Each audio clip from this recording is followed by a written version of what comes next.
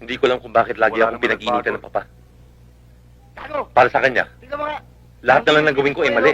Alis, ang gwapo-gwapo ng dating. Pare-pareho lang naman siguro Bakit tayo. nga ba, Bong? Ganun din naman ako sa bahay. Takot na tabo na naman ang inabot ko kay Emma Ikaw, sa bahay. ano ngayon ang binabalak Gwapo mo? ko. Naingit kayo, no? Nakapag-desisyon na ako. Pinapasin pa kayo ng mga magulang Titigil na ako ng pag-aaral. Wala, mga wala kayong kwenta anak eh. Pirahin niyo ako. Maghanap akong trabaho. Si Ermat? Ha? Kulang na nga lang, balawan ako pare. Mabuti na lang hindi ka kinula. Hoy, pwede ba? Ikaw, hindi kita kinakausap ha? Huwag nagsasabat-sabat ha? Hoy, ano ba gusto mo mangyari? Tama na. Ang hirap sa inyo, pareho kayong utak ipis eh. Hindi kayo tumulad sa akin.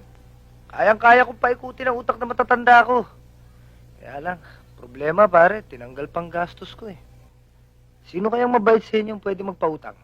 Para hindi kita matutulungan eh. Broke ako. Bakit? Kailan ka ba naman nagkaroon?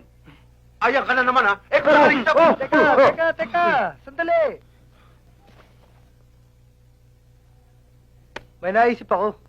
Tignan natin, baka mag-click ito. Ano ba yun? Kung palabasin nating nakidnap ako. Eh, sira pala ulo mo, Ricky. Baka hindi mo alam kung gaano kabigat na kaso yung sinasabi mo. Tama siya. Alam mo ba kung ano ibig sabihin yan?